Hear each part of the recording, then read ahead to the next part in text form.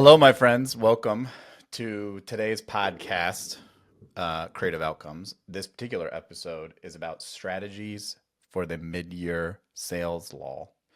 So if you don't have one, don't worry. You don't need to hang around here. But if you do have one, then I want to talk about some tried and true ways to jumpstart the pipeline and hopefully, by way of the pipeline, sales as well. So we're going to talk about a couple different things. One is strategies to motivate your sales team, price increase conversations, what to do when you feel like you keep striking out. This has been a serious hot topic with clients at Upsourced, as many of our clients are feeling a delay of decisions. They are feeling projects being pushed altogether or budgets being pulled. And while these are not really issues that we can fix, I will give some tips about how to think about them or not think about them and move on with life. Potential referral programs. It looks different for every organization, so we're not going to spend a ton of time on that. It may or may not apply, but I will give you some ideas, especially given how we do referral programs here at Upsource. And coming back to that topic we just talked about, what to do when deals push out or budgets being pulled. Um, how can you continue to control what you can control? And I think that is probably the best way to start this conversation, because at the end of the day, one of the common themes I see of clients who are struggling with sales, having a bad time, um, tend to blame a lot of their challenges on external factors is they spend too much time and effort focused on things which are outside of their control. And especially in a world of sales, that's never healthy. There are very few things we can control. There are many environmental factors which are beyond the scope of any of us day to day. Most of what we can control pertain to the services we deliver as a business. Our ability to be effective communicators and communicate in a timely way, our ability to price our services to the client in a way which make them appealing, for lack of a better term, our ability to understand their inherent risk within any one opportunity or client, and do whatever we can to work against that risk or defeat that risk to the extent that's possible. And, I think the last one is really just in a world where delays occur, how do we get creative and pull deals forward? Whether that's with our language, whether that's with pricing, whether that's with kind of generating faux demand within that client. And I'll give you a couple ideas of even how we don't do it in a faux way, but we do it in a very real way, and it's inherent to our system at Upsource and has worked pretty well for us. So first of all, let's talk about strategies to motivate your sales team. One thing that's really imperative, I'm going to slide over to my fake pipeline right now, and we'll just pretend that this is your pipeline, to be honest, that there's no deals in this pipeline. And we're in the middle of the year. Maybe we've been on track for revenue for the first couple of months, but now we're falling behind track. If you are a sales manager or you're an agency owner and you're managing one or multiple salespeople, it is always critical to stay on top of those salespeople, to keep them motivated, keep them focused, make sure they're spending time on the things which will yield result and not wasting time on the things which do not. Too often, I find owners try to offload their own business development challenges to salespeople. And then it's easier for them to point to the salespeople as the source of their ills, or their lack of performance. I just don't think that's realistic, especially as an owner. And I'm saying that as an owner, right? If the owner cannot sell, if the owner cannot get the job done, you should not expect a salesperson to be able to do it for you. It's just not a reasonable expectation. Now, if the owner can sell and can generate demand and can drive proposals, then I think it's much more likely that that work could be replicated or supplemented by a salesperson or a marketing team or any number of professionals who work in marketing and sales. But I would not expect a marketing leader or a sales leader to do this outright on my behalf. So that's the first thing.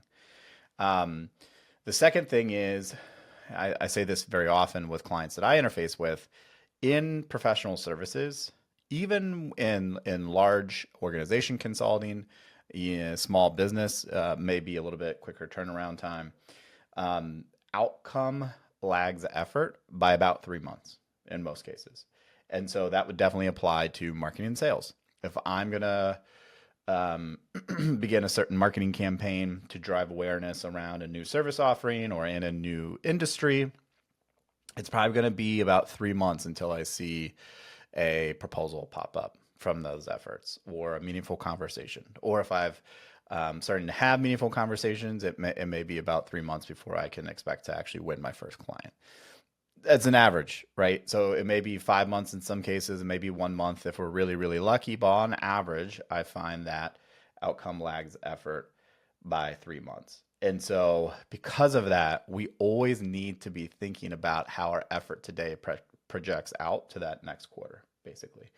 And to the extent that we can, we always need to be avoiding the moment where our back is against the wall, our pipeline is not full, we are not meeting our revenue expectation. And know that what we do today, so right now I'm recording this podcast on May 6th, 2025. What I do today will most likely not impact my organization until at the earliest July, but more likely than that, August, right? And if I have that expectation, that gives me time to do the requisite amount of marketing activities, to have the requisite amount of sales calls and qualification, to take time putting together a robust proposal and to deliver that to the client and then help them through the process and hopefully get them to sign. It's when I have to perform miracles that I tend to be a failure. And I think most of us would tend to be failures. And so I think we have to have the right expectation for ourselves and for our sales and marketing teams at our agencies. To the extent that quick wins are required, there are a number of places I tend to go and try to find quick wins if I can. The first one is current clients. All day, every day, I'm looking at opportunity with current clients, but that is always going to be the best source or best opportunity to find more money in my business, or in this case, in my empty pipeline. Now, that could be from a current buyer at that client. It could be from a brand new buyer. So maybe the client could introduce us to a new department, a colleague of theirs, or in some cases, maybe they even refer us to a friend of theirs in the industry who works at a similar company and does a similar job. These are always the quickest ways to initiate a meaningful conversation that would then show up in my pipeline, in my case, in the pipeline I've created here, in the meeting schedule section of my pipeline. That's step one. After I've exhausted all current clients, I am going to move quickly to previous proposals.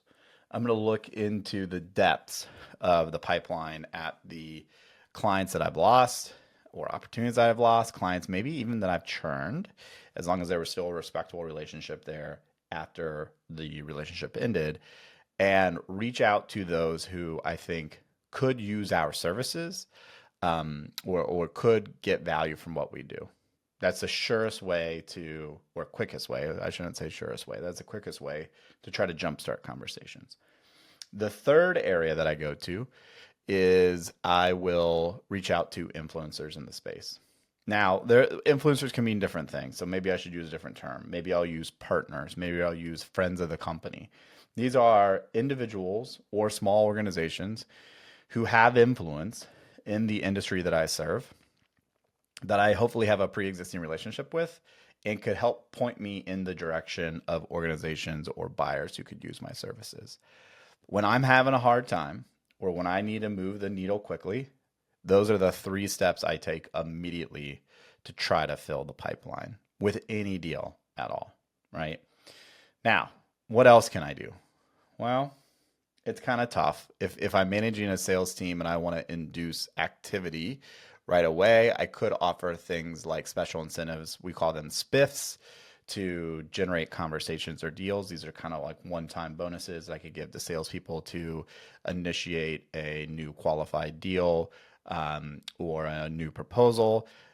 These really are not a panacea by any means, but they are a way to induce extra effort. And that's the way to think about them, right? So I commonly joke about, the kids soccer team. If you're the coach and you're yelling at the kids to play harder, you can only do that so many times before the kids either don't play harder or the extra effort just doesn't work. But there are times where extra effort does move the needle. And so if you feel like your sales and marketing team has not exerted extra effort in a while, uh, whether that's asking them directly or pushing them to do so or incenting them to, if you find yourself against the wall, now would be a time to do that. And any good sales and marketing professional would probably tell you that we don't really know. We typically don't know where the next deal is going to come from, but we do know that there's usually a relationship between our effort and the right direction and how that impacts um, new sales or successes from a revenue perspective. So those are all steps that I would take in the very near term. Let's talk about things I wouldn't do. I wouldn't spend a lot of time, energy, or money thinking about the next amazing marketing campaign. One thing that I would call this a bit of a misnomer, in my opinion. Many marketing agencies love to do marketing themselves because one, it's what they're good at, and two, they don't like sales. That is to say, they don't like having one-to-one conversations with buyers and asking people to give them money. That's a huge mistake. And I think it's because many marketing agencies forget that they are not in the business of attracting consumers. They are in the business of attracting business buyers. We are in a B2B business by default. And so if you're not comfortable with asking someone for large sums of money for your services, don't expect them to just fill out a form on your website and sign up tomorrow. It's not going to happen. You need to get really good at that skill before you can lean on marketing to move the needle for your business.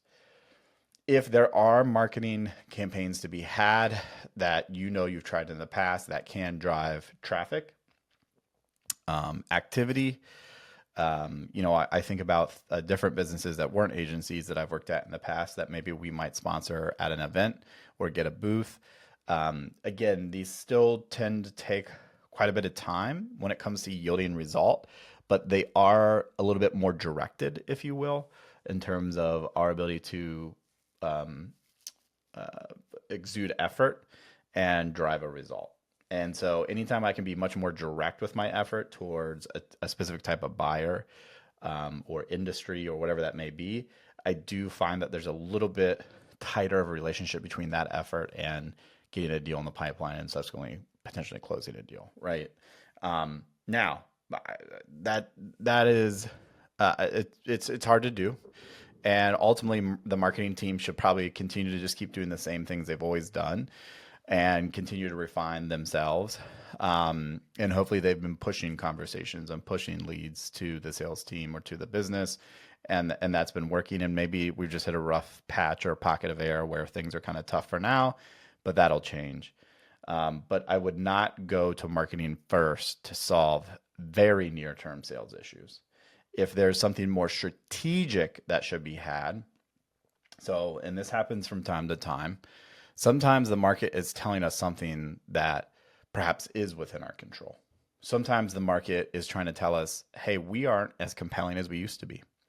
Our services are not as in demand as they used to be.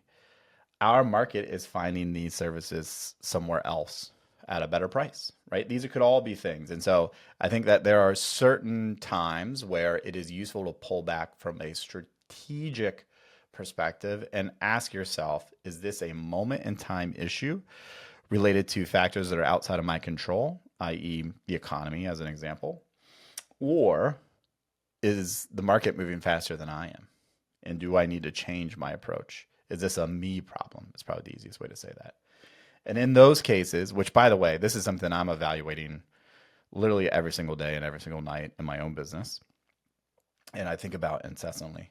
But if there are me things about my organization that need to be changed, now would be the time to change them, right? And that doesn't mean that we redeploy and shoot blindly in a different category and just hope that that's going to work, and then we get frustrated after a month or two, and then we go in another direction. That type of herky-jerky activity almost certainly never works, right? Because we're never able to spend enough time with one particular strategy or even tactic or industry or service to really understand if we are doing something material, if the market's willing to respond to it. I kind of refer to this as escape velocity. What we need to do is we need to find escape velocity for any one service or niche that we're going after. I understand that all of this exists in a very imperfect world. And we also, as owners and salespeople and marketers, are very imperfect. But you have to continue to be as objective as possible about the results of your time, your marketing, your pricing, all of these things which are contributing to, at the end of the day, putting money in your business. Continue to be as objective as possible. So those are some things I would do right away if I was really struggling to move the needle on pipeline.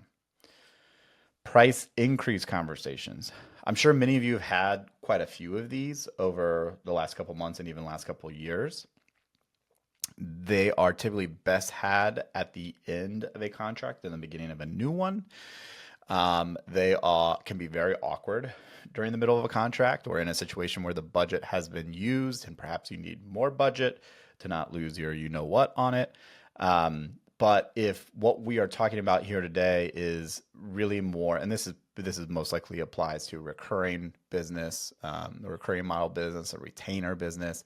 If we simply just need to adjust our fees, I would think about how you could do that on the next new proposal as opposed to blanket increases for clients. I would think about how you could build fee increases that are automatic in your contracts and not, to the best of your ability, lean on excuses such as COLA, especially now as inflation starts to come down a little bit more within the economy.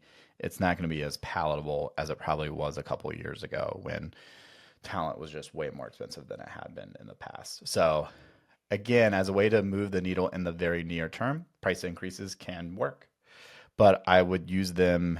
How would I say this? I would use them sparingly because it's not something you can use often. Eventually, we will work up all that good social or working capital that we've earned with our client, and you can only ask for money in return so many times.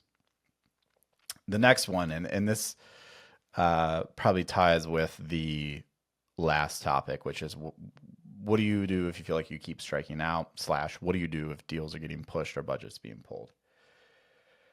The first thing I do is I ask myself, back to the earlier conversation around, is it me or is it the market? I'm always trying to delineate between, is it me or is it because of things which are outside of my control? If it's due to things outside of my control, I am going to continue to keep going down the path I'm going and push the conversations and subsequently the qualified deals and subsequently the proposals that I need to push to find the results that my business needs. If it's something that I have said, okay, this has gone on for long enough that I think it's a me problem, then I will work very quickly to change the me problem, whether that's the services I offer, the industry I'm working in, the pricing, potentially I need to add new services. I would experiment with those as soon as possible. And by the way, it doesn't hurt to experiment with those at any point in time. Just because you only work with, I don't know, healthcare companies, but you don't work with manufacturing companies, but you want to try, doesn't mean you need to go change your website. You don't need to change your website. All you need to do is go have a conversation with a couple manufacturing companies and see if they'd be interested in your services. You don't need to change your full marketing approach to go test a concept. And in fact, I would encourage you not to change all of your marketing assets or your strategic brief or any of the things that drive or underpin your business. Tests can happen at any point in time, and they are effective means of giving us more information to make great decisions in our business, as well as ongoing sales and marketing. If I'm striking out frequently and I continue to hope and pray, I would say to you honestly that this is the worst place to be in it as a business owner. And I've been in this place as a business owner. But hope and pray, as we all know, the cliche is not a strategy, and it's true. If budget is being pulled or deals are being pushed, I would go ahead and act as if those are lost deals right away. Salespeople's time and productivity tends to be the most expensive and most important of any organization, despite how much we all dislike salespeople and what they represent. And I totally understand that. And I say that as one. But we need them to spend their time in the places where it's going to move the needle. And so as soon as we think that a client is dragging us along and not being truthful or honest with us, we need to cut the cord and move on. And redeploy our time either into other deals that are within the pipeline, writing the next proposal, or finding the next new conversation that does not exist in our business, right? That is the most important thing here. I would not waste time in hoping and praying. And I say this as someone who, it sounds silly for any professional to do this as you think about it today, but I cannot tell you how many times of organizations of all sizes, of all types, with salespeople of all experiences, by the way, that salespeople will say, I just need another week. They're getting back to me on budget, but I think it's going to be really great. Oh, actually, the opportunity is going to be larger than we thought. It's going to be really awesome. And then another week goes by, another month goes by, and nothing happens. There is bad behavior, and sometimes it's for bad reasons, and sometimes it's just because this is a salesperson trying to cover their own you know what. There's bad behavior everywhere.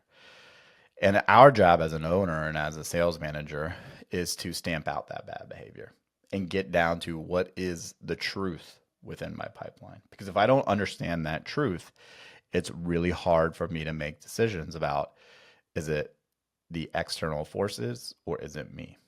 Do I need to redeploy this time and money somewhere else? Do I need to go to that conference? Do I need to go visit that client and ask for more money? These are the things I'm asking myself all the time as an owner. The most precious resource we have outside of the capital in our bank account is our time. And so we need to know precisely what's going on with our business, with our pipeline, with our salespeople, and we need their brutal honesty as to what's working and what's not. Otherwise, we're unable to redeploy. So in some cases, in summary, yes, sometimes I just need to fill the top of the funnel a little bit more because my close rate, so to speak, is not as great as it was. But I have found over many years doing sales in many different types of businesses that close rates tend to be fairly constant. And that if I'm having a close rate problem, either the economy or market is really bad, or the economy and market that I'm operating in is not very good or is very bad, or my services are just not in demand. I'm not as compelling as I used to be. And so I need to change things. Simply going and finding more deals, which, by the way, just so we're on the same page here, if you're having a hard time with close rates, do you think it's going to be easier to find more opportunities? Because usually opportunities are harder to come by in a tough economy, right? So I think that's why we can't just blindly go and find or tell ourselves, well, we're just going to find twice the amount of deals that we found before. Sure, you can try that, but I think you're going to have an even harder time finding those deals than you did before if we're in a poor economy. So look for ways to find revenue, opportunity, money that are not huge leaps, that are near to you. I often think about the analogy of water. It will go to the next lowest ground till it finds level. I think sales is very similar to that, especially early days of a business is very similar to that. Startups are very similar to that. We need to continue to find the next lowest ground to accumulate wins within our business. And if we are continually striking out, I think we have to ask ourselves very fundamental questions about who we are and what we're doing and why we're doing them, because there may be bigger issues at play. So with that, there's a quick 25 minutes on strategies for the mid-year lull. Hopefully you are not having one. If you want to talk to us about this at length or whiteboard ideas for your business. If you're a current client, you're always welcome to talk to the team you work with today. You can also reach out to myself, Baldwin at upsourcedaccounting.com. If you're not currently a client, we're also happy to have a conversation and riff on this topic because it's something we talk about often and think about often, not only as a professional servicing the greater creative services market, but as business owners ourselves. So with that, I hope you have a great day. Thanks.